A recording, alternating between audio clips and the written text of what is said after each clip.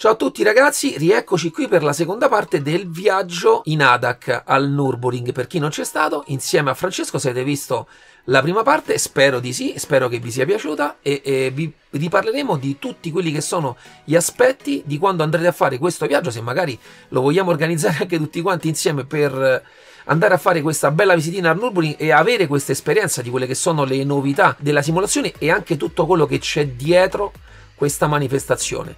Saluto Francesco per essere ancora qui con noi. Ciao Francesco. Ciao Mirko, ciao ragazzi. E continuerei insomma Francesco il viaggio che abbiamo fatto, quindi seguendo sempre quelle che sono state tutte le riprese che tu hai fatto e che gentilmente mi hai passato per parlarne. Entriamo subito nel vivo del video con qua lo stand di Box. Io so che è la regina delle postazioni di movimento, è quella che per anni è stato sempre considerato il top anche dal costo, perché costano 20.000 euro i set loro.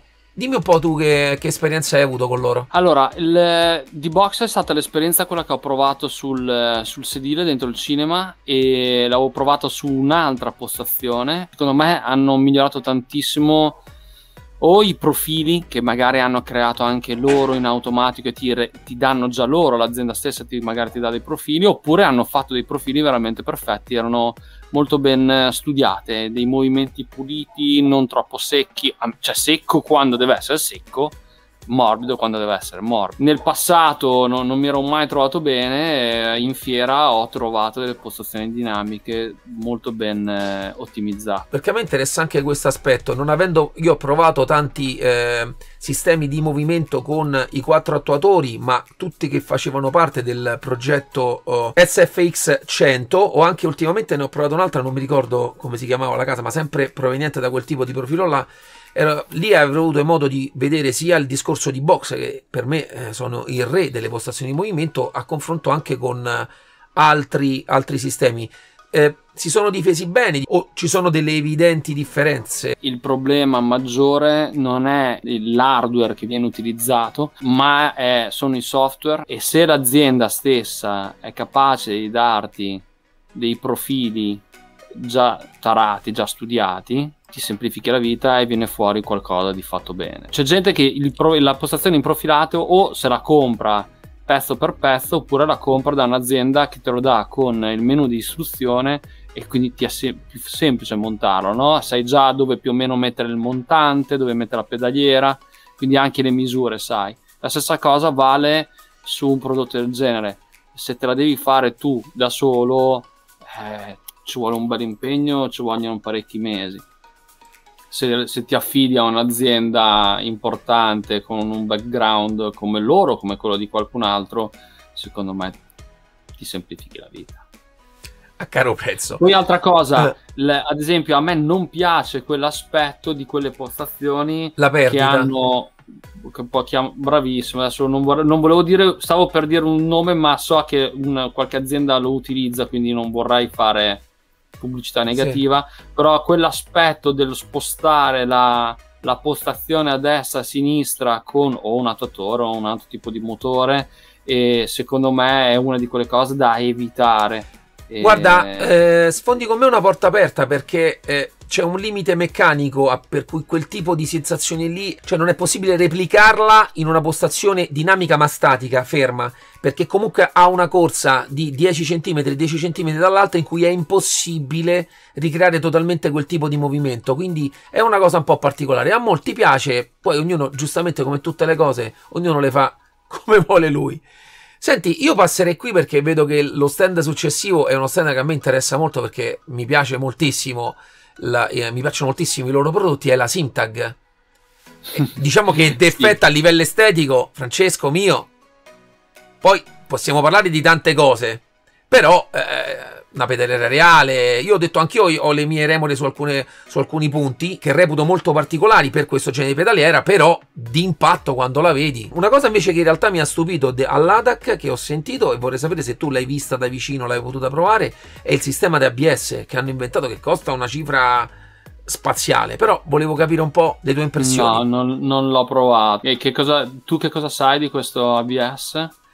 Che con questi sistemi di attuatori praticamente il loro circuito non arriva più a un sistema di elastomeri o con il sistema soltanto di elastomeri come era prima, ma arriva fino a una sorta di contenitore che viene messo in pressione da questi attuatori in funzione della sensazione di ABS che ti deve dare, in modo che rispinge all'interno del sistema l'olio. Credo che funzioni così, ripompa all'interno del sistema, ridando come in realtà avviene noi quella sensazione che abbiamo nel pedale reale, per cui sentiamo che trema, è sempre l'olio che è all'interno del circuito che va avanti e indietro, praticamente chiudendosi e aprendosi, va avanti e indietro, e ci dà questa sensazione di vibrazione, cioè una vibrazione, ma in realtà è soltanto la pressione all'interno che aumenta e diminuisce a piccoli intervalli. Credo che il sistema riproduca questo. Io, naturalmente, allora, non l'ho provato. Quella è un'azienda che, come tu ben sai, ha dei costi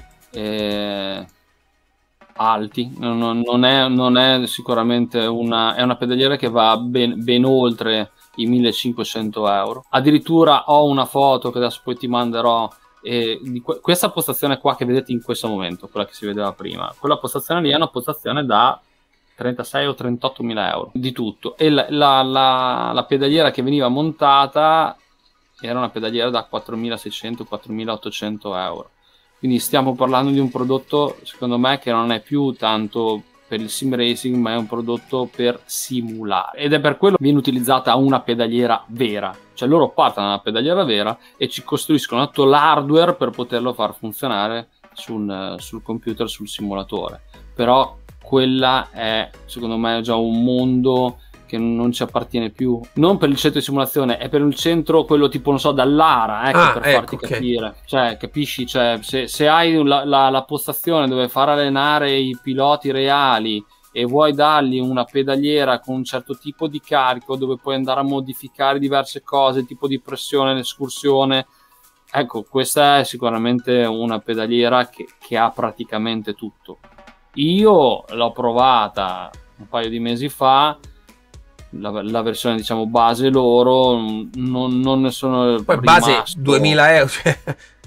Sì, base, esatto, perché poi c'è il discorso dell'elettronica, se l'attacchi al SimCube, cioè base è anche è faticoso spiegare alla gente quanto costa base quella pedaliera lì.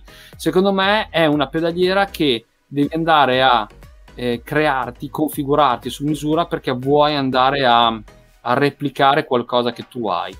Per il sim racing, secondo me, costa veramente tanto. Ci sono pedaliere veramente da meno. Sì, io la particolarità di questa, tutte le volte che mi domando, è che, considerata la migliore, perché è quella che costa più di tutti e tutto quanto, e paradossalmente è quella che quasi qualsiasi persona a casa si potrebbe costruire pagandola molto meno, perché è un assemblare una Tilton con delle pompe Wilwood e devi soltanto poi aggiungerci un'elettronica, cioè nel senso, a livello poi di costruzione, a differenza di altri prodotti che hanno uno studio per il nostro prodotto, qua, mettendo tutte cose reali, in realtà è un assemblare tutte caratteristiche di cose che tu puoi comprare, ma infatti ci sono tante case adesso che la fanno, che in realtà costa anche molto meno, e aggiungerci un'elettronica Leo Bodnar per farla funzionare.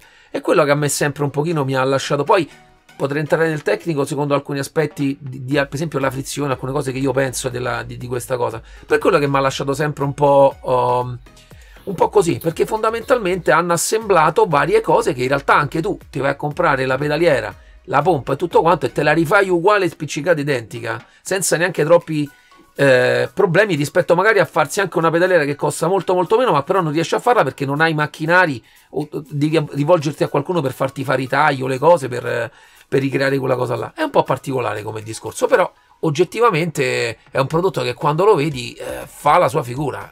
Allora, qua, a proposito di dinamico, altro aspetto del dinamico, se uno Motion Simulator, visto che ne stiamo parlando adesso, ne stiamo parlando perché c'erano tante postazioni dinamiche, le vedete dal video, ce n'erano veramente tante. Io lo chiamo ragno, poi magari qualcuno lo chiama in un'altra maniera, con sospeso. Ecco, qua non so i costi, sicuramente sono elevati, altino, però avere anche il monitor integrato, triplo monitor in questo caso, tutto bello fermo, qua secondo me ci avviciniamo a quel prodotto proprio bello che dici: non ho problemi di soldi, non ho budget, posso prendere quello che voglio, questa esteticamente è una di quelle postazioni secondo me ben studiate, ben rifinite. Vedi che anche i cavi, i cablaggi, tutto che pulito. Prima parlavamo dei bus shaker, no? Prima, sai, quando tu incominci a mettere diversi bus shaker, butt kicker, l'amplificatore, poi la tua zona, la tua postazione diventa tutto un caos. Ok, allora vedere una postazione come questa, tutta bella pulita, i cavi ben sistemati, all'occhio è sicuramente un bel prodotto, ecco. Mentre all'occhio questa pedaliera che adesso questo ragazzo ha in mano non mi piaceva. Non ti piaceva? Molto. Però questa tutta dal pieno. Sì, lo stand era questo Black Box Racing, ma la pedaliera io non so se viene venduta direttamente da loro. Sì, oddio, sembra un po' la pedaliera di Batman, però a me non dispiace. Molto futuristica, naturalmente. Bravo, sì. Cioè, sì. Anch'io sono di gusti un po' più old, però non mi dispiace. Sistema idraulico, vedo. Qui riprende sì, ovviamente a mano, lo sai anche te. Sì, no, non vuol dire niente, perché a mano non riesci a fare niente. È una delle prime cose che fai quando prendi una pedaliera in mano. Ma non è possibile, però, con queste pedaliere qua, io ho detto ce n'ho varie qua anche idrauliche, cioè a mano io, con tutto che molti pensano che sia Hulk, a mano io non riesco a premerle il freno, cioè non lo premi. No, non puoi capire praticamente nulla, cioè a mano vedi quei dettagli che dicevi tu prima, la rifinitura dei materiali, il taglio dell'acciaio. Anche questo sembra fatta molto bene come rifinitura, Riprende appunto quel discorso della postazione dinamica, è ben rifinita, questo non c'è ombra di dubbio. Vanno provate però con del tempo e non in fiera. Poi elastomeri. Allora, sì, credo che siano lì all'interno di quel tubicino. Esattamente. C'è la possibilità di configurarli in maniera diversa. Ognuno di noi è abituato a utilizzare la propria pedaliera. Va bene che le misure possono essere sicuramente viste così e a memoria erano misure perfette, quindi anche col mio piede andava bene. Però se tu hai un elastomero più duro, un elastomero più morbido, oppure ti hanno calibrato in questo caso qua il sensore magari leggero, quindi che bastava frenare poco, oppure era tarato per, non so, una spinta da 120-130 kg, ovviamente tu non ti trovi più con la pedaliera. Quindi in fiera fare dei test in fiera va bene al tatto così per capire, ma poi bisogna vedere l'utilità. Esatto. Io guarda, faccio una parentesi, ho montato una pedaliera che non so quando riesco a far uscire la recensione di questa qua, che a me piace tanto, non dico niente. E se andiamo proprio al discorso di prestazioni, è capitato nelle ultime 2 gare che ho fatto e l'ho utilizzata per la prima volta. Io l'ho tarata come piaceva a livello di feeling a me, però devo dirti che anche a livello di efficacia è andato tutto molto bene in tutte le gare che ho fatto. Quindi poi, secondo me, tante volte quando riesci a trovare quella cosa con cui ti trovi bene, poi la prestazione arriva anche lei. Io con questa mi sento molto a mio agio da quando l'ho montata, e sono riuscito quindi per quanto mi riguarda, per i miei gusti, a trovare anche in realtà la prestazione da subito, una cosa un po' particolare. Quindi credo molto che aggiustarsela e poi alla fine la devi provare, e più riesci a trovare quella cosa che si confà a quello che è la tua idea di freno, perché ognuno secondo me non ha la stessa, e più poi la prestazione arriva anche in quel caso lì. Senti, invece raccontami un po' dell'esperienza che viene adesso del cinema, è sempre all'interno del padiglione. Allora, ecco, riprendendo il discorso del tutto ben ottimizzato, tutto ben regolato, voi immaginatevi che tendenzialmente quando noi giochiamo sul simulatore, che può essere racing piuttosto che competizione, in base al tipo di software che abbiamo, i dati che arrivano agli attuatori, al motore, possono arrivare o dalla telemetria del gioco, o in alcuni casi anche dal sound, chiamiamolo dall'audio del gioco.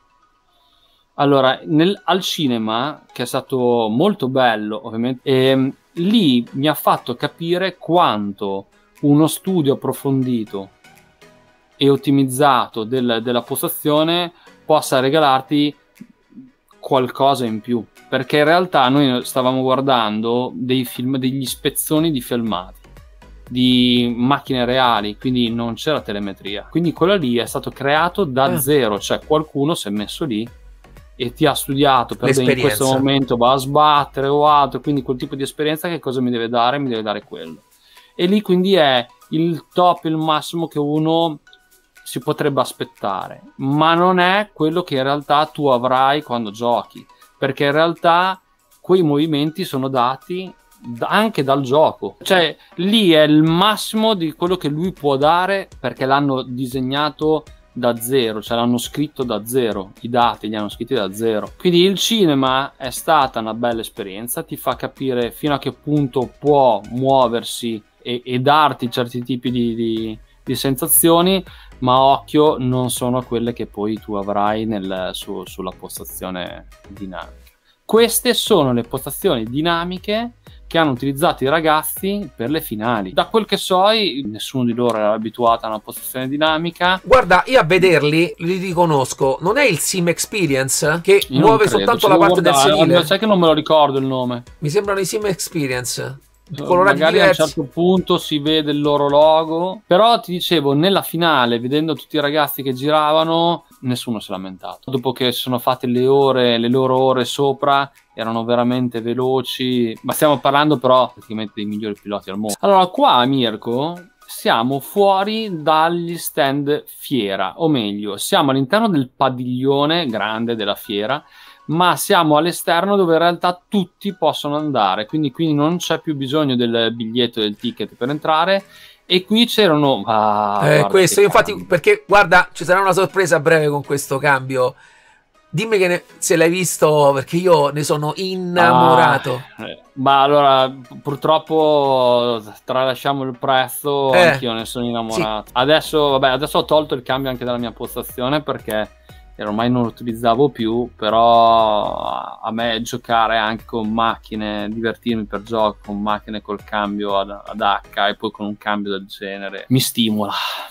Vabbè, io per esempio, molti mi chiedono in tanti gruppi di andare a giocare con loro. Io gioco sempre con il mio gruppetto di amici, perché siamo tutti appassionati di cambio H e facciamo spessissimo garette con il cambio ad H. Io quando vedo questo io mi sento male, certo pure quando leggo il prezzo, però quando lo vedo io mi sento male. Sì. E ti dico che a breve avrò la grande fortuna di averlo a casa e di poterlo recensire, ma non vedo l'ora, perché io sono un po' appassionato. So che ormai sono anacronistico rispetto a tutti i ragazzi che piacciono ormai soltanto le due pedali col cambio, però io quando vedo quelle cose là che godo come un riccio. Dopo che fare la recensione, il video, ci toccherà comprare il cambio. Io questo è l'unica paura che ho, perché io prego Dio che quando lo provo dico vabbè sì, però spero di dire qualche però, perché mi piace proprio tanto, ce l'ho sempre avuto qui. Vabbè, insomma, in questi stand ci sono tutte cose più piccole. Qua sono esterni, quindi non c'è bisogno di biglietto. Qui ci sono i team e-sport. Quindi c'erano i ragazzi dei vari team che si allenavano e magari qualcuno di loro faceva qualche riunione così. Non mi sono neanche addentrato a chiedere se potevo provare, perché praticamente su tutte le postazioni c'erano sempre o uno, due o tre ragazzi del team a provare. Non so se erano... Beh, immagino team grandi, perché comunque è un investimento per un team portare l'attrezzatura, cioè farsi il viaggio e arrivare lì. Sì, allora guarda, qui addirittura, guarda, qui forse mi sono anche fermato col video, perché ho notato la parte centrale, chiamiamolo stile box Formula 1, no? Dove probabilmente qua loro, sai, i team grossi. Phoenix Racing io l'ho sentito, mi sa che giocano su iRacing, mi sa che è un team grandino. Sì. I team grossi sono strutturati. Strutturati cosa vuol dire? Che quando fanno delle endurance o delle gare lunghe o altro, hanno chi li segue, chi gli dice, non so, il fatto delle pressioni delle gomme, di quello che potrebbe accadere, controlla i tempi degli altri piloti, quindi quella parte centrale probabilmente è uno stand che loro hanno da qua, o a casa o nel proprio centro, dove possono aiutare i propri piloti. Poi qua con questo disco del freno. Se lo prende su con una facilità, il signore sembra finto. Sì. Allora, altra cosa della fiera, c'era la possibilità in 2 o 3 stand, mi sembra pagando un 5 euro, di partecipare a un challenge, quindi a un contest dove probabilmente appunto si vinceva qualcosa. e qua c'era una postazione, ma poi in realtà nella parte frontale ce n'erano altre 5-6 di postazioni. Vorreste l'ho visto soltanto adesso, all'interno dei padiglioni non avevano stand? Avevano soltanto questo? No. Ecco, infatti qua noi c'eravamo come team, c'eravamo anche domandati, come team e anche come DC ci eravamo chiesti all'ultimo quanto potevano essere i costi per entrare dentro o fuori. Non sapevamo di questa parte esterna. Quindi il prossimo anno chiederemo anche all'esterno i costi oppure all'interno. Però se erano all'esterno probabilmente i motivi sono due. Uno, non c'erano più posti dentro. Secondo, si sono organizzati all'ultimo, un po' come noi, quindi magari tramite un proprio team e-sport hanno pagato loro i ragazzi del team e sono andati là a fare lo stand. Perché comunque un minimo di investimento serve per caricarti tutto il materiale. Sì, queste sono le premiazioni, questa è la gara di competizione, quindi c'è il montepremi, i ragazzi hanno vinto del cash, si portano a casa qualche soldino. Beh, è bella anche questa parte qua, comunque dopo l'impegno, cioè l'impegno che per un pilota per arrivare a determinati livelli è grande. Io anche con la mia rubrica 4 chiacchiere con sto capendo che ho intervistato tutta gente che fa parte di un mondo alto di prestazioni nel sim racing, si allenano veramente tanto quando hanno in mente un determinato obiettivo. Ti posso stupire su questo, poi magari chiudiamo perché anche qui mi sa che siamo andati oltre. Sì, siamo quasi a mezz'ora. Io sono andato a mangiare fuori con i ragazzi la sera prima della gara, scioccato loro sono ragazzi giovani, io ho più di 40 anni, per me magari è diverso, però sono stato scioccato dalla loro non paura e dalla freddezza che loro avevano e dalla tranquillità che loro avevano la sera prima della gara, perché sinceramente pensare che comunque stai andando lì, hai avuto un percorso per arrivarci, ti giochi comunque un prize money che a volte è stato più alto, questa volta era un pochino più basso, tra l'altro corri in un team dove in finale su 12 piloti 4 sono tuoi compagni, quindi hai anche una bagarre interna, no? Dico che andare a mangiare fuori con loro io li ho visti con una serenità assurda, forse perché sono giovani e riescono a rimanere anche più concentrati, perché per poter fare determinate cose e essere così veloci a livello mentale devi essere, quando si parla dell'alieno, l'alieno non è solamente nella guida sul come guidare, ma a livello mentale tu devi avere. E là la differenza tra soldato pilota molto forte è l'alieno, credo. Senti Francesco, io però prima di chiudere ti rubo qualche altro minuto perché c'è una cosa che ti volevo chiedere, perché tu anche amante della realtà virtuale, quindi hai vissuto tante gare anche proprio da un punto di vista di immersività totale, ma tu adesso sei stato a Nordschleife, quindi sul finale non so chi è rimasto e vedrà il finale di questo video. E quindi tu l'hai vissuto anche in realtà virtuale e so che hai girato anche nella realtà, qua mi devi raccontare qualcosa. Allora lì è forse l'aspetto, per chi ci va la prima volta non puoi non farti il giro dentro il Nordschleife. Perché? Perché io giro nelle piste reali in Italia con macchine reali, ma il Nordschleife, le salite, le discese e tutte le curve in pendenza, avere il guardrail così vicini ti dà una velocità, ti sembra di andare molto più veloce rispetto a qualsiasi altra pista che credo anche la particolarità, un conto ho detto fare sul simulatore che diciamo la paura viene molto meno, che ci sono molte curve che sono alla fine di una salita in cui non vedi niente e tu in realtà ancora sai che in quel pezzo, perché l'hai fatta già, puoi tenere giù.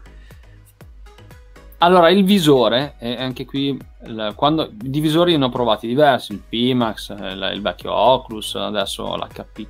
Il visore sicuramente rispetto a un monitor ti dà la profondità e riesci anche a capire meglio i sali e scendi, però la realtà è diversa. E la realtà è diversa già anche quando vai alle acque minerali, ti rendi conto che tra il visore, anche tra un Pimax che magari ha un campo visivo pazzesco e delle lenti enormi, nella realtà è diverso. E il Nordschleife caghi addosso. Caghi addosso. Mi fa impressione anche così, ma immagino che dal vivo, ecco perché volevo chiedertelo, ero veramente curioso, perché è simpatico pure per raccontare ai nostri amici che magari ho detto l'anno prossimo ci possiamo organizzare per andarci a fare questo bel giretto.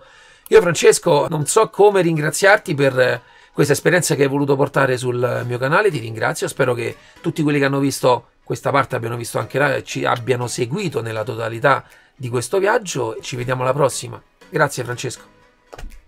Ciao.